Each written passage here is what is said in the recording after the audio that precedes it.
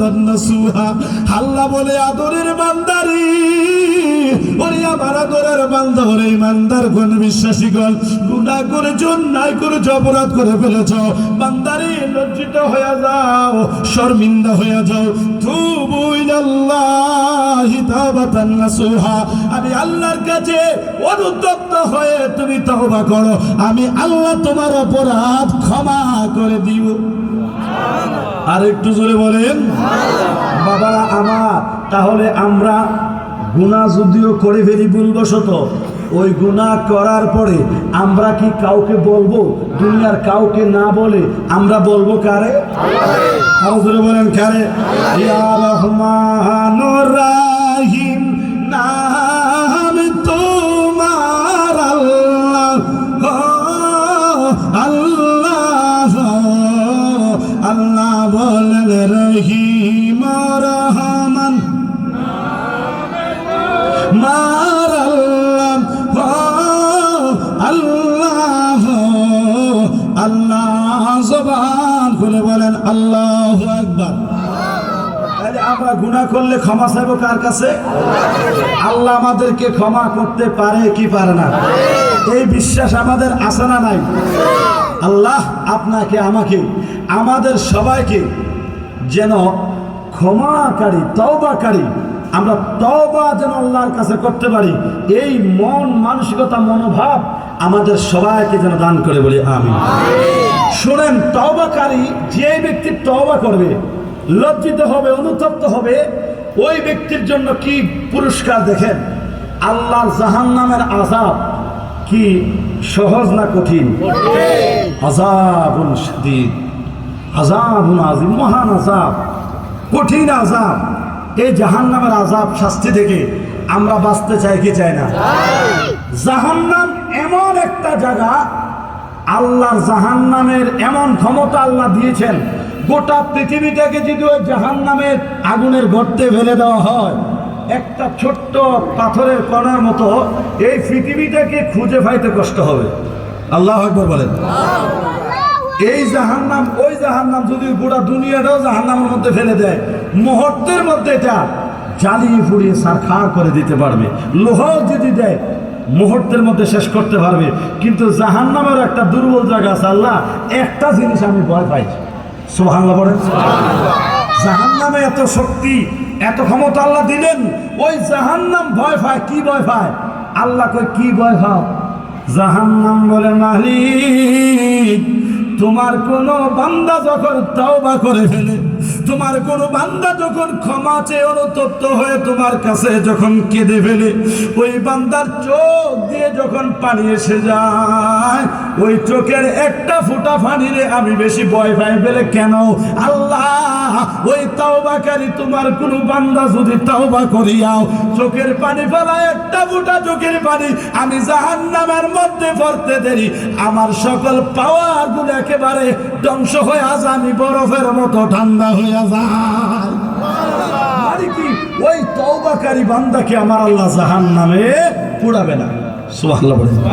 তাহলে আমরা বেশি বেশি তওবা করতে চাই কি চাই না? কেন তওবা করব? আল্লাহর নবীর স্ত্রী, আমাদের আম্মা জান উম্মাহাতুল মুমিনিন, আম্মা জান মা আয়েশা সিদ্দিকা রাদিয়াল্লাহু তাআলা আনহা, তিনি বলেন, আমি প্রায় সময় রাতের বেলা যখন নবীজি আমার হুজরা একসাথে যখন আমার হুজরার মধ্যে যখন থাকতেন, আমি অধিকাংশ সময় রাতের গভীরে নবীকে খুঁজে পেতাম না।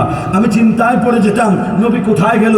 অনেক সময় আমি নবীকে খোঁজাখুঁজি করে ঘুম থেকে, বিছানা থেকে যখন পাইতাম না, বিছানা থেকে ওঠার পরে আমি দেখতাম ওই হুজরার একটা কর্নারে গভীর রাত্রে নামাজের মুসল্লায় বসে বসে প্রিয় নবী এমন ভাবে কান্না করছেন, দু চোখের পানি মুবারক গাল বেয়ে বেয়ে, দাড়ি মুবারক বেয়ে বেয়ে নবীর সিনা মুবারকে পড়তেছে। আরো জোরে বলেন। নবীজি তাওবা করে কান্নাকাটি করতেছেন। আচ্ছা বলেন, নবীর কি কোনো গুনাহ আছে? বলেন, গুনাহ আছে? থাকতেও মনে পারে, যদি ধারণা করেন ইমান কি আছে না গেছে? আর নবীও মাসুমুন, নবীরা নিষ্পাপ, নবীদের কোনো গুনাহ নাই। বিশ্বাস আছে না নাই? এখন আম্মা জান মা সেই দৃশ্য দেখে অবাক, এইভাবে নবী টুকরে টুকরে কান্না করছেন। ব্যাপার কি? আম্মা জান মা আয়েশা নবীর কদমে প্রশ্ন করলেন, ইয়া রাসূলুল্লাহ, নবী গো, ইয়া হাবিবাল্লাহ, নবী গো, আপনার তো কোনো গুনাহ নাই, আপনার তো জাহান্নামে যাওয়ার কোনো সম্ভাবনাই নাই, প্রশ্নেই আসে না। নবী গো, তারপরে আপনি কেন তওবা করছেন? তারপরে আপনি কেন এত অনুতপ্ত হয়ে কান্নাকাটি করছেন? আমার নবী কয়, আয়েশা, ও আয়েশা রে, আমি আমার জন্য কান্দি না, আমি আমার গুনার জন্য কান্দি না, গুনার জন্য তওবা করি না। নবী গো, তাইলে কেন কেন কান্দেন? কেন আপনি এইভাবে কান্না করতেছেন, তওবা করতেছেন? আমার নবী বলে, আয়েশা, আনা বয়স্তু মুআল্লিমান, আমারে তো আল্লাহ গোটা জাতির জন্য শিক্ষক বানাইয়া পাঠাইছে। আয়েশা রে, আমি কান্না করি, তওবা করি আমার উম্মতের শিখাইবার জন্য। আয়েশা, আমার কোন উম্মত যখন এইভাবে অনুতপ্ত হইয়া রাত্র গভীর নিশীথেই আল্লাহর কাছে গোপনে গোপনে হাত বাড়াইয়া যখন কান্না করবে, গুনাহ যেইভাবে করেছি, আল্লাহ মানুষের কাছে এই গুনাহ প্রকাশ কইরা লজ্জা দিত না, শরম দিত না। আল্লাহ গোপনে যেমনি গুনাহ করছে, ওই গোপনে যদি ক্ষমা চায়, আল্লাহ দরের বান্দারে গোপনে গোপনে কেউ না জানে মতো ক্ষমা কইরা দিব। আর জোরে আল্লাহ, ওগো আল্লাহ, ক্ষমা করে দাও, মাফ করে দাও। বলতে পারবেন সবাই? সবাই বলতে পারবেন? দুইটা হাত তুলে বলেন, আল্লাহ, ওগো, অন্তত নরম করে দেন, হয়তো মাফ হয়ে যেতে পারে। বলেন, আল্লাহ, ওগো আল্লাহ, ক্ষমা করে দাও, বলেন, ক্ষমা করে দাও, মাফ। যত দিনে জীবন বিনা বাঁচিবে,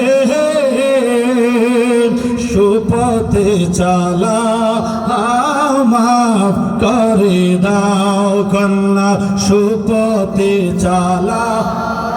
অন্তরটা কেঁদে দেন, কেঁদে দেন, আল্লাহরে বলেন, আল্লাহ, ওগো আল্লাহ,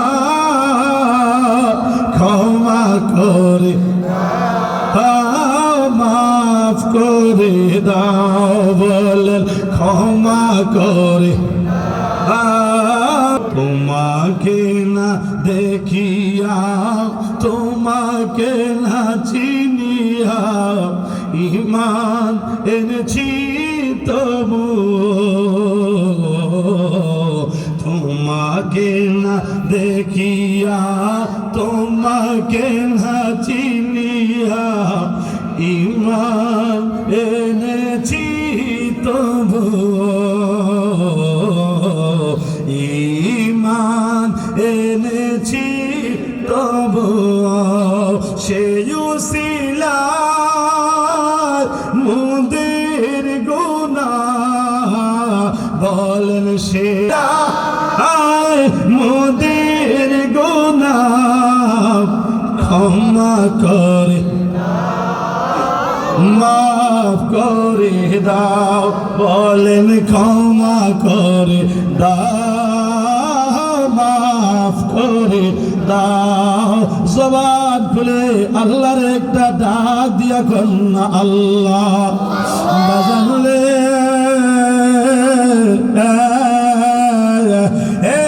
আমার যুবক মায়েরা, মুরব্বী বাবাজিরা, গুনাহ করতে করতে বরবাদ হয়ে গেলাম, ধ্বংস হয়ে গেলাম।